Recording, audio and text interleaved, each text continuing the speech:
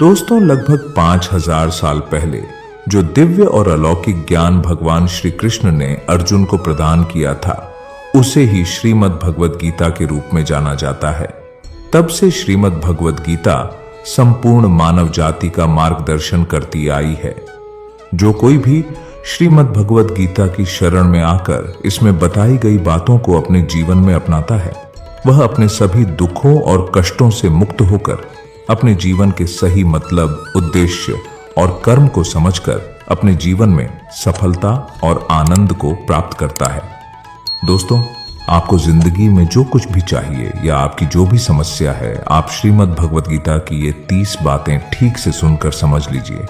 आपकी हर इच्छा पूरी होगी, हर मुश्किल आसान होगी और आपका हर दुख दूर होगा। इसलिए आज भगवान श्री कृष्ण द्वारा दिए गए 30 महत्वपूर्ण विचारों को आपके लिए लाए हैं, ताकि ये आपके वर्तमान और भविष्य के सभी दुखों और कष्टों का निवारण करने में आपकी मदद कर सके। गीता का यह ज्ञान अमृत से भरा है, जो इंसान के मरे हुए मन और जीवन में एक नई जान डाल देता है।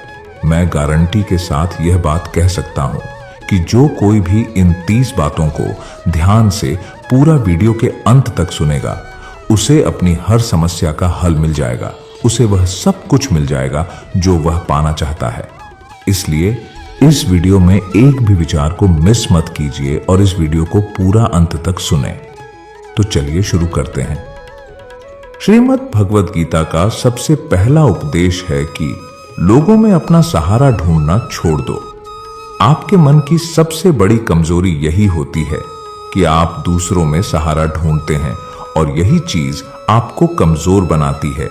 यही चीज आपका खुद पर विश्वास खत्म कर देती है। जो लोग सोचते हैं ना कि यह तो मेरा सहारा है, तो मुश्किल वक्त में मुझे काम आएगा, वही लोग मुश्किल वक्त में सबसे ज्यादा दुखी और अकेले पड़ जाते हैं। आप सिर्फ ईश्वर को अपना सहारा बनाओ। देखना, जब भी कोई मुश्किल आएगी ना, तो वो किसी ना किसी रूप में आकर आपकी मदद जरूर करेंगे। दुनिया को सहारा मत बनाओ। जो खुद अपने लिए सहारा ढूंढ रहे हैं, वो आपका सहारा कैसे बनेंगे? तो अपना सहारा दुनिया को नहीं, ईश्वर को बनाना चाहिए। ईश्वर आपकी सुनता है या नहीं, यह आपकी श्रद्धा, विश्वास और आस्था पर निर्भर करता है। श्रीमद् भगवद गीता का दूसरा उपदेश है कि इंसान के दुख का सबसे बड़ा कारण है उसका मोह।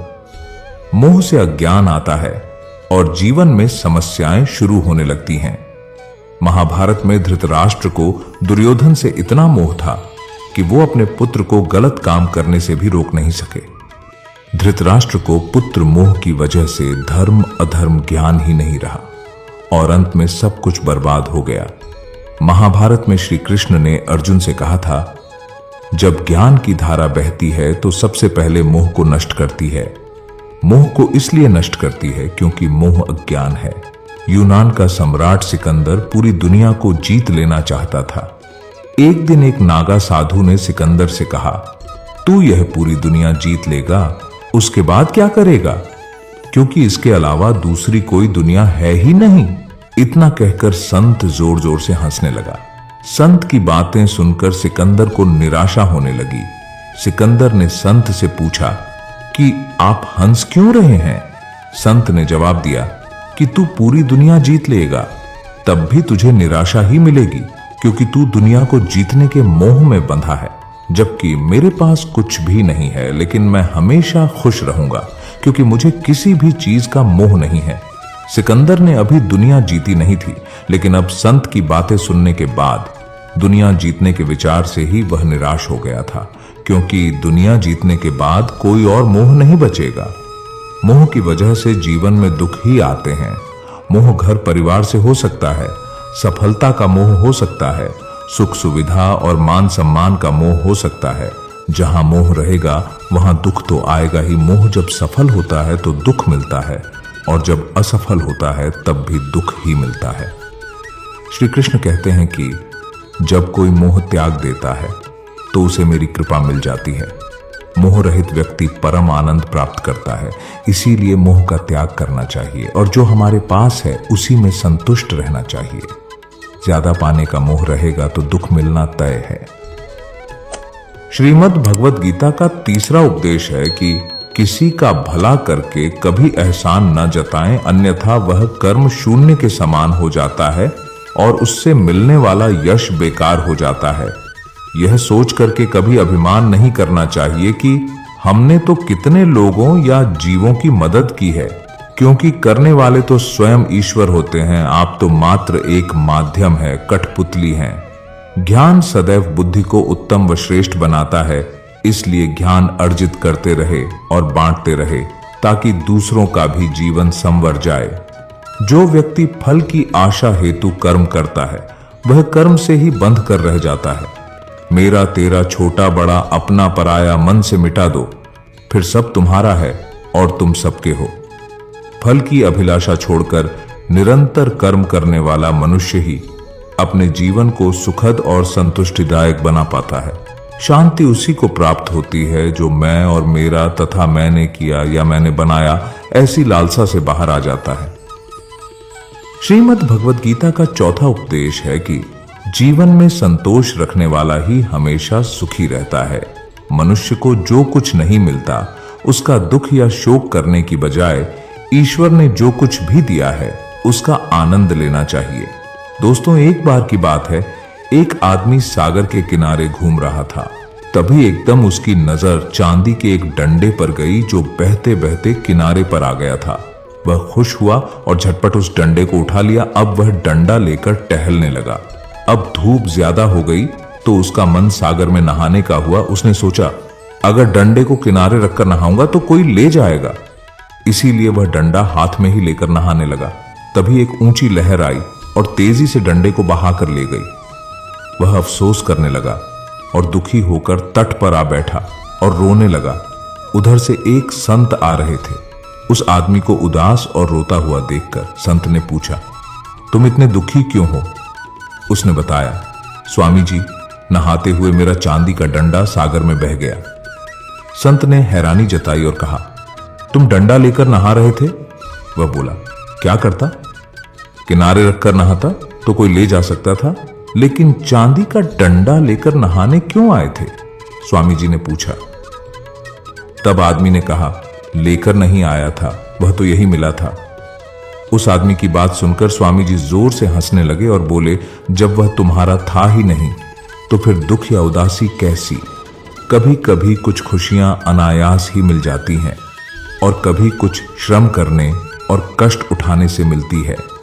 जो खुशियां अनायास मिलती हैं, परमात्मा की ओर से मिलती हैं, उन्हें सराहने का हमारे पास समय नहीं होता।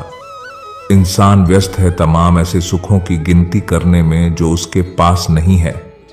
आलीशान बंगला, शानदार कार, स्टेटस, पावर वगैरह वगैरह, और भूल जाता है कि एक दिन सब कुछ यूं ही भूलकर उसे अगले सफर में निकल जाना है।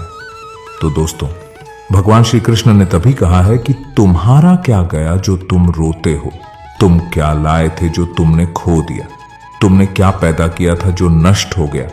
ना तुम कुछ लेकर आए थे और ना ही कुछ लेकर जाओगे। जो लिया यहीं से लिया, जो दिया यहीं पर दिया। खाली हाथ आए थे, खाली हाथ ही जाओगे। जो आज तुम्हारा है कल किसी और का था, परसों किसी और का होगा। तुम इसे अपना समझकर मग्न हो रहे हो। बस यही प्रसन्नता तुम्हारे दुखों का कारण है। श्रीमद् भगवद गीता का 5वां उपदेश है कि क्रोध मनुष्य का सर्वनाश कर देता है। क्रोधी इंसान का कोई मित्र ही नहीं होता। हर इंसान उससे दूर भागता है। उसके सारे रिश्ते समाप्त हो जाते हैं। जो इंसान अपने क्रोध को नहीं संभाल सकता वह जिंदगी में कुछ भी नहीं संभाल सकता। क्रोध करना व्यर्थ है। यदि क्रोध में आकर आप प्रतिक्रिया दे रहे हैं तो इसका अर्थ यह है कि आपको ईश्वर के बनाए कानून यानी कि कर्म पर भरोसा ही नहीं है। इसीलिए भगवान कृष्ण कहते हैं, क्रोध से मनुष्य की मति मारी जाती है, यानी मूढ़ हो जाती है, जिसके परिणाम स्वरूप स्मृति भ्रमित हो जाती है। स्मृति भ्रम से मनुष्य की बुद्धि नष्ट हो जाती है और बुद्धि नष्ट होने जाने पर व्यक्ति खुद अपना ही नाश कर बैठता है। श्रीमद् भगवद गीता का 6वां उपदेश है कि व्यक्ति को सुख और दुख दोनों परिस्थितियों को समान भाव से जीना चाहिए। जिस तरह हम खुशियों का स्वागत करते हैं उसी तरह दुख को भी स्वीकार करना चाहिए, क्योंकि जीवन की पूर्णता सुख और दुख दोनों से होती है। दोस्तों, जब महाभारत का युद्ध खत्म हो गया था, तब युधिष्ठिर ने हस्तिनापुर की राजगद्दी संभाल ली थी। सब कुछ सामान्य हो रहा था।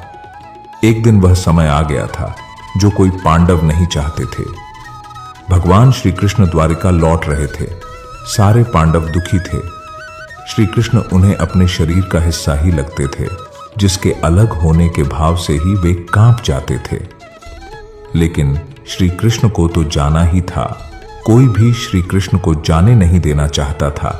भगवान भी एक एक कर अपने सभी स्नेही जनों से मिल रहे थे। सबसे मिलकर उन्हें कुछ न कुछ उपहार देकर श्री कृष्ण ने विदा ली। अंत में वे पांडवों की माता और अपनी बुआ कुंती से मिले। श्री कृष्ण ने कुंती से कहा, बुआ, आपने आज तक अपने लिए मुझसे कुछ नहीं मांगा। आज कुछ मांग लीजिए, मैं आपको कुछ देना चाहता हूं। कुंती की आंखों में आंसू आ गए। उन्होंने रोते हुए कहा कि हे श्री कृष्ण, अगर कुछ देना ही चाहते हो तो मुझे दुख दे दो। मैं बहुत सारा दुख चाहती हूं। श्री कृष्ण आश्चर्यचकित हो गए। श्री कृष्ण ने पूछा कि ऐसा क्यों? बुआ, तुम्हें दुख ही क्यों चाहिए? कुंती ने जवाब दिया कि जब जीवन में दुख रहता है तो तुम्हारा स्मरण भी रहता है। हर वक्त तुम याद आते हो। सुख में तो यदा कदा ही तुम्हारी याद आती है। तुम याद आओगे तो मैं तुम्हारी पूजा और प्रार्थना भी कर सकूंगी। तभी दोस्तों, भगवान श्री कृष्ण कहते हैं कि जो न कभी हर्षित होता है, न द्वेष करता है, न शोक मनाता है, न कामना करता है, तथा जो शुभ और अशुभ कर्मों का त्यागी है, ऐसा भक्तियुक्त पुरुष ही मुझे अति प्रिय है। श्रीमद् भगवद गीता का 7वां उपदेश है कि बहुत ज्यादा मीठे बोलने वालों से और ज्यादा तारीफ करने वालों से सावधान रहना चाहिए, क्योंकि लोग मीठा सिर्फ तभी बोलते हैं जब उनको आपसे अपना मतलब निकालना होता है। आपकी तारीफ भी सिर्फ तभी की जाती है जब उन्हें आपसे अपना काम निकालना होता है। याद रखना कि तारीफ आपको जिंदगी में कभी भी मुफ्त में नहीं मिलने वाली। अगर कोई आपकी तारीफ कर रहा है तो कुछ ना कुछ उसके लिए आपको चुकाना ही पड़ेगा। इसीलिए जो बहुत ज्यादा मीठा बोलते हैं या जो आपकी तारीफ करते हैं, उनसे जरा सावधान रहना चाहिए। श्रीमद् भगवद गीता का 8वां उपदेश है कि अपने मन को शांत रखना सीखो, क्योंकि अशांत मन जीवन में सिवाय दुख के आपको और कुछ नहीं देने वाला, और एक शांत मन आपको जीवन में प्रेम और आनंद ही देगा।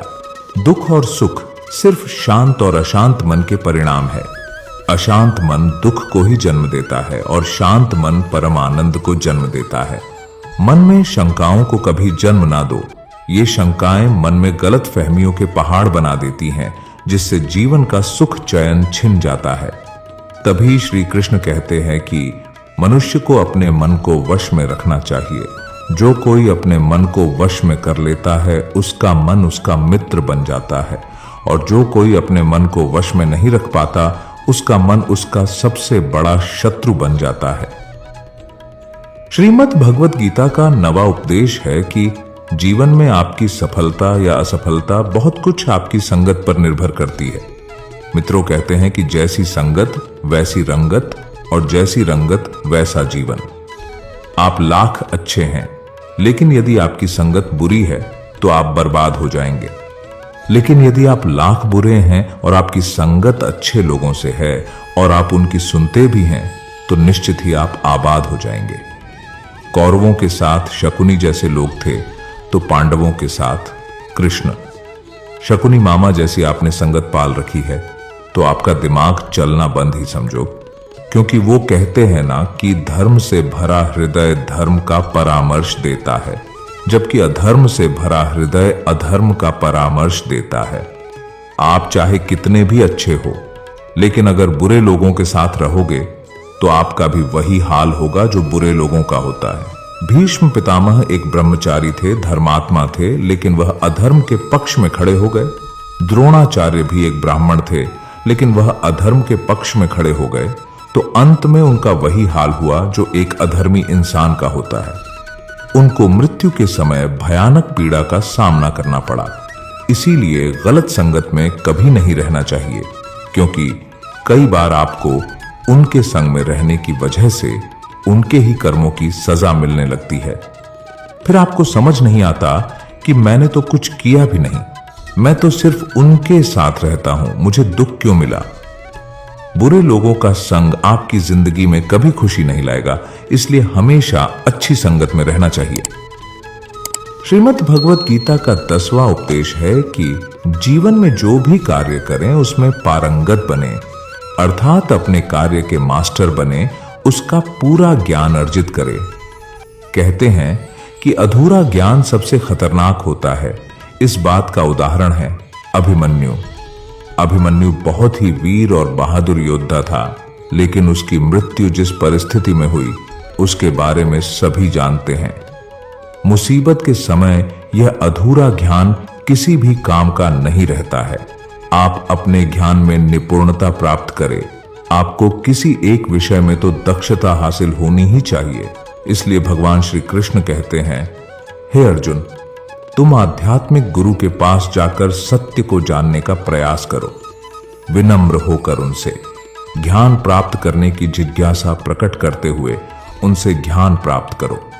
जिस प्रकार जलते हुए छोटे से दिए की रोशनी से प्रचंड अंधकार भी समाप्त हो जाता है, उसी प्रकार जब आप मन में मौजूद अज्ञानता से भरे अंधकार रूपी कमरे में सकारात्मक सोच का तेल डालकर ज्ञान का प्रकाश उजागर करेंगे तो अज्ञानता रूपी समक्ष अंधकार स्वतः ही समाप्त हो जाता है। श्रीमद् भगवत गीता का 11वां उपदेश है कि फल की आशा से कर्म करने वाले मनुष्य का मन कभी शांत व संतुष्ट नहीं रहेगा, क्योंकि उसकी लालसा हर नए शिखर पर पहुंचती ही रहेगी। ऐसे में उसका मन कभी संतुष्टि का आनंद नहीं भोग पाएगा। जब व्यक्ति फल की अभिलाषा हेतु कर्म करता है और फिर जब उसे उम्मीदों के अनुसार फल की प्राप्ति नहीं हो पाती है तो वह निराश और दुखी हो जाता है। भगवान श्री कृष्ण अर्जुन से कहते हैं, तुम स्वयं को मुझ में समर्पित कर दो, ईश्वर पर भरोसा रखो और निस्वार्थ, निश्चल, निष्पाप और निष्पक्ष होकर बिना फल की अभिलाषा के कर्म करते जाओ। तुम्हारा जीवन सुख और संतुष्टि से भर जाएगा। देखना, दुख कभी तुम्हें छू नहीं पाएगा और मोक्ष की प्राप्ति हो जाएगी। बार बार जन्म लेने वाली अनंत इच्छाएं मनुष्य को अपनी इंद्रियों का गुलाम बना देती हैं। कर्म अच्छा हुआ तो फल अवश्य मिलेगा और कर्म बुरा हुआ तो दंड भी अवश्य मिलेगा। मैं भूतकाल, वर्तमान और भविष्य में होने वाली प्रत्येक घटना के हर परिणाम को देख सकता हूं। इसलिए परिणाम की चिंता छोड़कर अपने कर्म को निरंतर करते रहो। कर्म अच्छा हो या बुरा, वे तब तक पीछा नहीं छोड़ते जब तक वह कर्म करने वाले को फल की प्राप्ति नहीं हो जाती, यानी जब तक कर्म करने वाला अपने कर्म के परिणामों को पूर्ण रूप से भोग ना ले। किसी को समय से पहले और भाग्य से अधिक नहीं मिल पाता। श्रीमद् भगवत गीता का 12वां उपदेश है कि अध्यात्म से जुड़े। एक आध्यात्मिक ज्ञान ही जीवन को सुकून की तरफ ले जा सकता है। आध्यात्मिक ज्ञान आपको मानसिक और आत्मिक रूप से मजबूत बनाएगा। इसलिए ईश्वर पर विश्वास करें और ईश्वर द्वारा प्रदान की गई शिक्षाओं का पालन करें। लोगों की बातों पर जितना ध्यान देंगे उतना ही आपका खुद पर से विश्वास कम होता जाएगा। इसलिए खुद पर विश्वास कर खुद के दम पर आगे बढ़ो और स्वयं ही अपना मार्ग तय करो। जीवन में किसी भी पल कुछ भी हो सकता है। जीवन सीमित है, समय व्यर्थ मत करो। बुरे अतीत को याद करके दुखी होने से अच्छा है कि उससे सीख लो और अपने वर्तमान को सुधार कर एक बेहतर भविष्य का निर्माण करो। कर्म करो और ईश्वर पर भरोसा रखो। क्या होगा क्या नहीं, ये ईश्वर पर छोड़ दें। जितना अधिक पुरुषार्थ करोगे, स्वर्ग का मार्ग उतना ही सरल होगा। स्वयं को ईश्वर के चरणों में सौंप दो। नित्य अच्छे कर्म करो और लोगों की भलाई करो और उन्हें सही राह दिखाओ। एक ज्ञानवान व्यक्ति कभी भी कामुक सुख में आनंद नहीं लेता। इसलिए ज्ञानी व्यक्ति जो हो गया वह अच्छा हुआ, जो हो रहा है वह अच्छा हो रहा है और जो होगा वह भी अच्छा ही होगा, इसी पर अडिग विश्वास करता है। वेद पुराण पढ़ने का कोई लाभ ही नहीं जब तक उसमें कही बातों को अपने जीवन में अनुकरण ना करें। उनका पालन ना करें। रावण बुद्धिमान अवश्य था, किंतु ज्ञानी नहीं। उसकी अज्ञानता ने उसे क्रोधी, कामुक और अहंकारी बना दिया, जो उसकी मृत्यु का सबसे बड़ा कारण बना। श्री कृष्ण कहते हैं, मैं सभी प्राणियों को एक समान रूप से देखता हूं। मेरे लिए ना कोई कम प्रिय है और ना ही अधिक। वह ज्ञान व्यर्थ है जो सिर्फ तुम तक ही सीमित है। उस ज्ञान का कोई लाभ नहीं जिससे समाज एवं जगत का कल्याण न किया जा सके। तुम क्यों व्यर्थ में चिंता करते हो? तुम क्यों भयभीत होते हो? कौन तुम्हें मार सकता है? आत्मा न कभी जन्म लेता है और ना ही इसे कोई मार सकता है। यही जीवन का अंतिम सत्य है। मनुष्य का कर्म ही मनुष्य को ईश्वर के नजदीक लाता है या ईश्वर से दूर कर देता है। इसलिए हमेशा अच्छे कर्म ही करें। जब जब इस धरती पर पाप, अहंकार और अधर्म चरम सीमा पर होगा, तब तब उसका विनाश कर धर्म की पुनः स्थापना हेतु मैं अवश्य अवतार लेता हूं। जो दान कर्तव्य समझकर बिना किसी सोच के किसी जरूरतमंद व्यक्ति को दिया जाए, वह दान सात्विक माना जाता है। जिसने मन को जीत लिया है, उसने पहले ही परमात्मा को प्राप्त कर लिया है, क्योंकि उसने शांति प्राप्त कर ली है। ऐसे मनुष्य के मन पर सुख, दुख, सर्दी, गर्मी और मान अपमान का कोई फर्क ही नहीं पड़ेगा। जो विद्वान होते हैं वह ना तो जीवन के लिए और ना ही मृत्यु के लिए शोक करते हैं। अपने कर्तव्यों को पूरी निष्ठा से, ईमानदारी के साथ निभाना और धर्म का पालन करना भी बड़े तप के समान होता है। श्रीमद् भगवत गीता का 13वां उपदेश है कि जब भी जिंदगी में खुद को अकेला महसूस करो, तब इस सच्चाई को ठीक से समझ लेना कि आप दुनिया में अकेले ही आए थे और अकेले ही जाओगे। वास्तविकता में यहां कोई आपका अपना नहीं है। एक दिन तो जो माँ बाप हमें जन्म देते हैं, वह भी हमें अकेला छोड़ के चले जाते हैं, तो औरों से तो उम्मीद ही क्या करना। यदि कोई आपका साथ छोड़ दे तो याद रखना कि वो ईश्वर सदा आपके साथ है। वह कभी आपका साथ नहीं छोड़ता।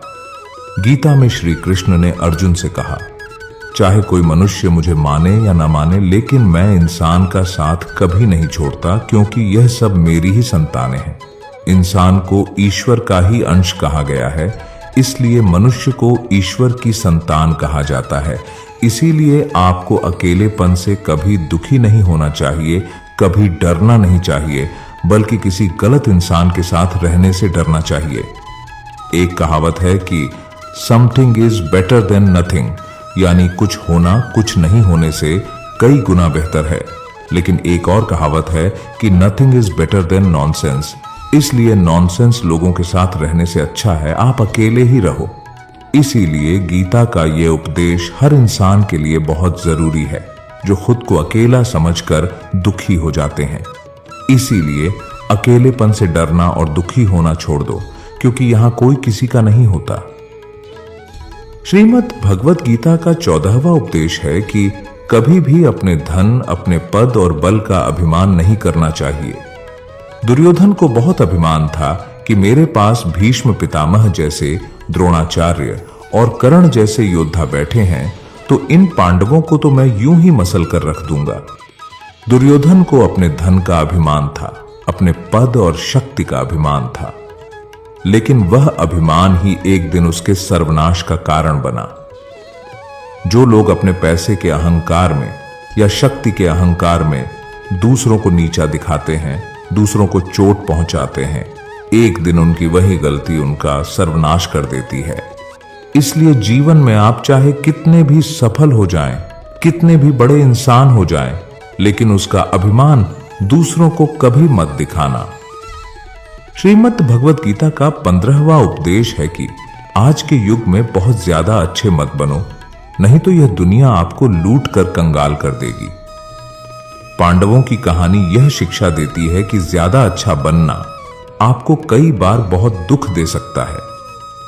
पांडव हमेशा धर्म के मार्ग पर चलते थे, कभी कोई गलत काम नहीं किया, लेकिन उनका सारा राजपाट चला गया। उनकी पत्नी को भरी सभा में नग्न करने की कोशिश की गई। भिक्षा लेकर के उन्हें अपनी जिंदगी गुजारनी पड़ी। कारण क्या था? यह कि वे कुछ ज्यादा ही अच्छे बने हुए थे। यह तो तब की बात है, और आज की दुनिया तो और भी बदल चुकी है। लोग अच्छे इंसान को इज्जत कम देते हैं, बल्कि उसका इस्तेमाल ज्यादा किया जाता है। अगर आप भी लोगों के साथ अच्छा रहते हैं तो आप इस चीज को खुद अनुभव कर पाएंगे। आप जितना लोगों के साथ अच्छा चलते हैं, लोग आपके साथ उतना ही गलत व्यवहार करते हैं, लोग आपका उतना ज्यादा इस्तेमाल करते हैं। आप दूसरों की खुशी के लिए कुछ भी करते जाते हैं और लोग सिर्फ आपका फायदा लेने में लगे रहते हैं। इसीलिए आज के जमाने में खुश रहना है ना, तो बहुत ज्यादा अच्छे मत बनो। इसका मतलब यह नहीं कि आप बुरे इंसान बन जाओ। आप अच्छे और सच्चे कर्म करो और अपनी नजर में अच्छे बनते रहो। दुनिया की नजर में अच्छे बनने की कोशिश कभी मत करना। श्रीमद् भगवत गीता का 16वां उपदेश यह है कि आंखों से सच दिखने वाली बात पर भी एकदम से जल्दी भरोसा नहीं करना चाहिए।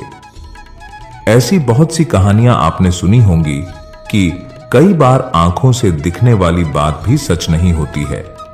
इसीलिए भरोसा करने में कभी भी जल्दबाजी मत करना।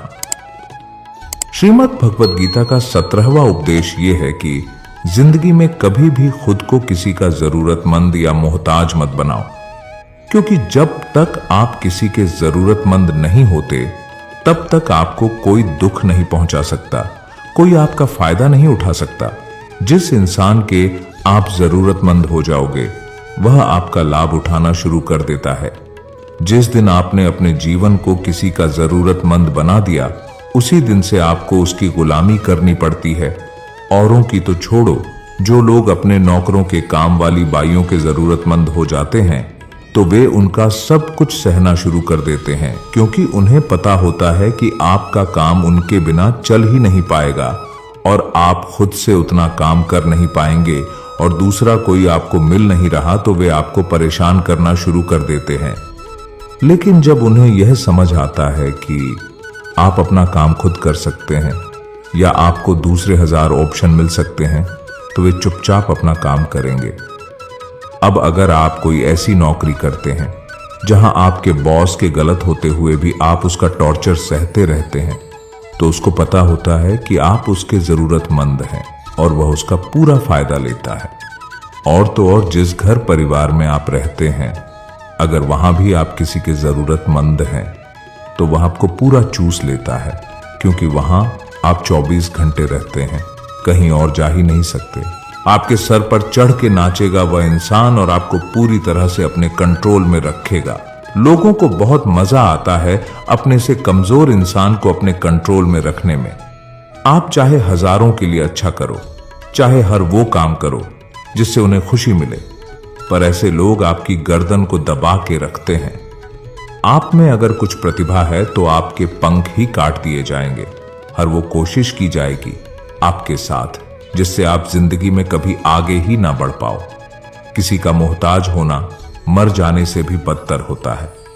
आपने कभी गौर किया कि आपकी जिंदगी वही लोग खराब करते हैं जिनके आप जरूरतमंद हो जाते हैं। आपका सारा दुख वहीं से आता है जिसके आप जरूरतमंद होते हैं। जरूरतमंदी सिर्फ शरीर या काम की नहीं होती। सबसे बड़ी जरूरतमंदी तो मन की होती है कि जिंदगी में कोई हमें चाहिए, हमें संभालने के लिए, नहीं तो हम खुश नहीं रह पाएंगे। अकेलापन लोगों से झेला नहीं जाता है। फिर कई बार आप ऐसे लोगों से जुड़ जाते हैं जो आपकी इस मन की जरूरतमंदी का पूरा फायदा उठाते हैं।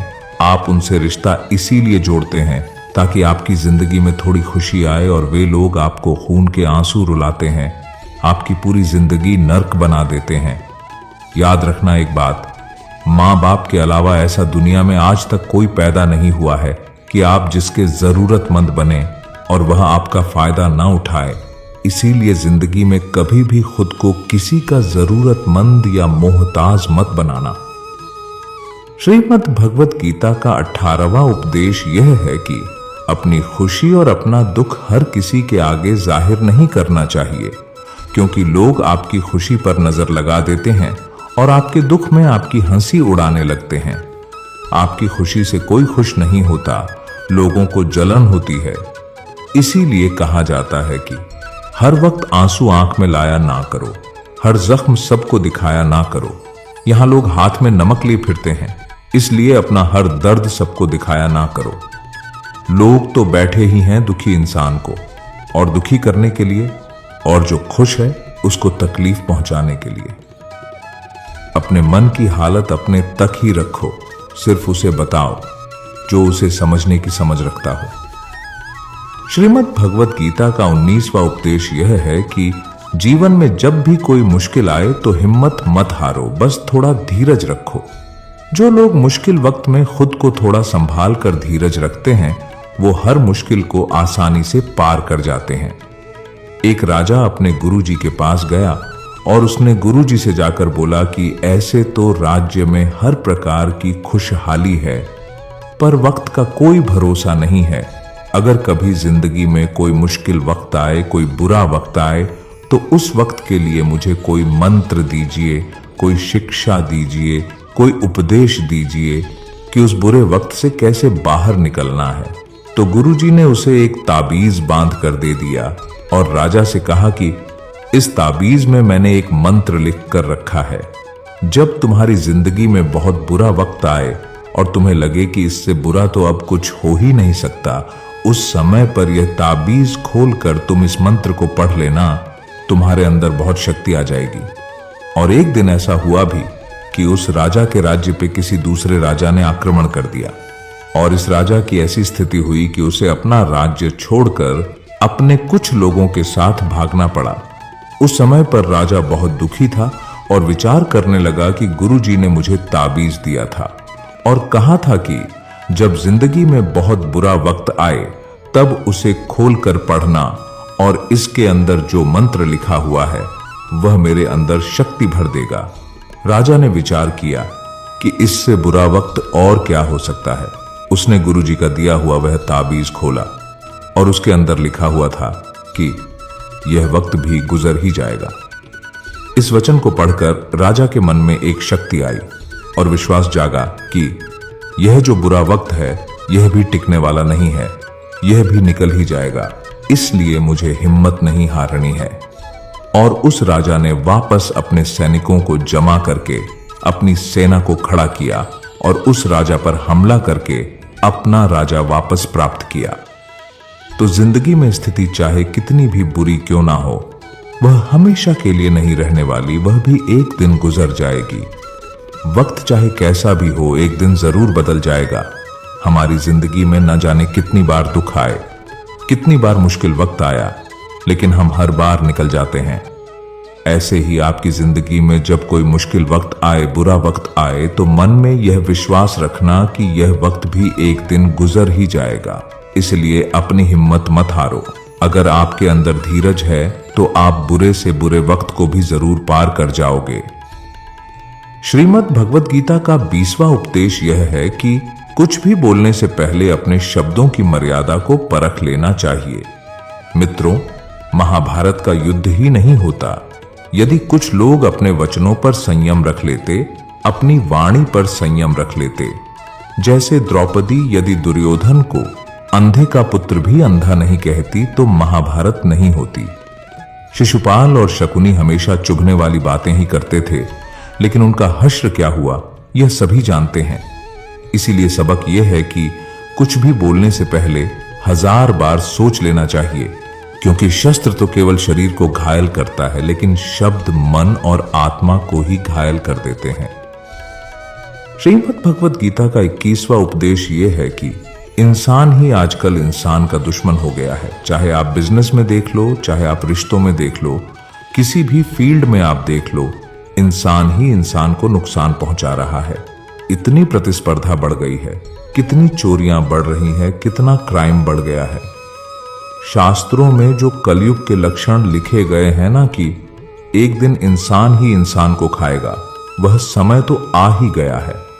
इंसान ही तो इंसान को खा रहा है, एक दूसरे का बिजनेस खा रहा है, एक दूसरे की नौकरियां खा रहा है, एक दूसरे की जिंदगी की खुशियां खा रहा है। इंसान जो दुखी है उसे और दुखी करो, जो खुश है उसे परेशान करो, यही तो हो गया है आजकल। कहने को तो सब इंसान है, लेकिन इंसानियत कहीं दिखती ही नहीं। एक सेठ के घर के बाहर से एक भिखारी निकल रहा था। उसने उस सेठ से कहा कि मुझे एक गिलास पानी पिला दीजिए। बहुत प्यास लगी है, बहुत दूर से पैदल चलकर आया हूं, मेरे प्राण निकल रहे हैं। तो सेठ बोला कि अभी आदमी नहीं है, आदमी आ जाए तो आपको पानी दे दिया जाएगा। थोड़ी देर बाद उस भिखारी ने सेठ से कहा, आप कृपया करके मुझे एक गिलास पानी पिला दीजिए, मैं चला जाऊंगा, मेरे प्राण निकल रहे हैं और आसपास में किसी का घर भी नहीं दिख रहा। तो उस सेठ ने कहा, मैंने कहा ना कि आदमी आने वाला है, वह आ जाए तो आपको पानी मिल जाएगा। फिर वह भिखारी उस सेठ से कहने लगा कि तुम खुद ही आदमी क्यों नहीं बन जाते, थोड़ी देर के लिए तुम ही आदमी बन जाओ। आजकल यही हो गया है, यहां कोई आदमी बनने को तैयार ही नहीं है, बस लोग एक दूसरे को नोचने में लगे हैं, एक दूसरे का फायदा उठाने में लगे हैं। इसीलिए ही कलयुग को मतलबी युग कहा जाता है कि लोग सिर्फ और सिर्फ एक दूसरे से अपने मतलब से ही जुड़े हुए हैं। श्रीमद् भगवत गीता का 22वां उपदेश यह है कि जो इंसान आपको बार बार चोट पहुंचाए उसे कभी माफ नहीं करना चाहिए। युधिष्ठिर ने दुर्योधन को बार बार माफ किया और उसका परिणाम यह हुआ कि उन्हें अपनी जिंदगी में बहुत बड़े दुखों का सामना करना पड़ा। कोई इंसान अगर एक बार गलती करे तो माफ करना फिर भी ठीक है, लेकिन कोई अगर बार बार गलती करे तो उसे माफ करना आपको बहुत ज्यादा नुकसान पहुंचाएगा, क्योंकि वो गलती नहीं हो रही है, वो उसकी आदत है, वो ऐसा ही है, वह हमेशा आपके साथ ऐसा करेगा। तो बहुत ज्यादा दयालु मत बनो। किसी को माफ करने में और बेवकूफ बनने में बहुत बड़ा अंतर होता है। किसी को अगर एक बार आप माफ भी कर रहे हो तो उस इंसान से आप जरूर सावधान रहना। कहते हैं, आजमाए हुए को फिर आजमाना मिट्टी मुंह में डालने के बराबर होता है। जिससे धोखा खाया है, जिससे आपको तकलीफ मिली है, उस पर भरोसा गलती से भी मत करना। तो माफ उतना ही करो जितने में आप बेवकूफ ना लगे। श्रीमद् भगवत गीता का 23वां उपदेश यह है कि जन्म और मृत्यु की चिंता किए बगैर अपना कर्म करो। श्री कृष्ण अर्जुन से कहते हैं कि हे अर्जुन, मृत्यु जीवन का अटल सत्य है जिसे टाला नहीं जा सकता और ना ही झूठा साबित नहीं किया जा सकता है। यह शरीर तो किराए के घर की तरह होता है, जहां हम कुछ समय के मेहमान हैं। शरीर नश्वर है किंतु आत्मा अमर है। जो होना है उसे कोई टाल नहीं सकता और जो होना ही नहीं है उसके बारे में शोक व चिंता करना स्वयं की परेशानियां बढ़ाने के ही समान है। जो भी जन्म लेता है उसकी मृत्यु निश्चित है और मरने वाले का पुनः जन्म निश्चित है। इसलिए जो अटल है उसके विषय में तुमको शोक नहीं करना चाहिए। सच्चाई से कभी दूर नहीं भागा जा सकता है, इसलिए सत्य को स्वीकार कर लेने में ही हमारी समझदारी है। झूठ को जानबूझकर सत्य मानकर जीना ही बहुत बड़ी गलतफहमी कहलाती है। स्वयं की व्यक्तिगत सोच गलतफहमियों को भी जन्म दे सकती है, इसलिए स्वयं की व्यक्तिगत सोच को दूसरों पर कभी नहीं थोपना चाहिए। वासना, क्रोध और लालच ये नरक के 3 द्वार होते हैं। बिना मोक्ष के जन्म मरण के चक्र से छुटकारा नहीं पाया जा सकता। जिस प्रकार अग्नि सोने को परखती है, उसी प्रकार संकट वीर पुरुषों को परखता है। बिना किसी पुरुषार्थ के आप अच्छे फल व सकारात्मक परिणाम की कामना ही नहीं कर सकते। यदि आप धर्म के मार्ग पर चलते हैं तो परिणाम की चिंता किए बिना अपने धर्म का निडरता से पालन करें। श्रीमद् भगवत गीता का 24वां उपदेश यह है कि जिस रिश्ते में मर्यादाएं टूट जाती हैं वहां सिर्फ सर्वनाश ही होता है। कोई आपसे बड़ा है या छोटा है, अगर वो रिश्तों में अपनी मर्यादाओं को तोड़ देगा तो वह रिश्ता कभी नहीं टिक सकता। रिश्ता सिर्फ तभी चलता है जब 2 लोग एक दूसरे का सम्मान करते हैं, कदर करते हैं और कभी अपनी लिमिट क्रॉस नहीं करते हैं। जिस रिश्ते में कोई लिमिट नहीं है, एक दूसरे की इज्जत नहीं है, वह रिश्ता आज नहीं तो कल खत्म ही हो जाता है। श्रीमद् भगवत गीता का 25वां उपदेश यह है कि जो दूसरों के साथ छल करता है उसका अंत बहुत बुरा होता है। दुर्योधन के मामा शकुनी और दुर्योधन ने पांडवों के साथ जीवन भर छल किया, पथ पथ पर उन्हें धोखा दिया, कभी ईमान से उनके साथ नहीं चले और उसका परिणाम दुर्योधन को यह मिला कि उनके दल का हर एक बड़ा योद्धा छल के द्वारा ही मारा गया, क्योंकि दुर्योधन ने जैसा कर्म किया था उसको वैसा ही फल मिला। जीवन भर उसने छल किया तो अंत में उसकी खुद की मृत्यु भी एक छल से ही हुई थी।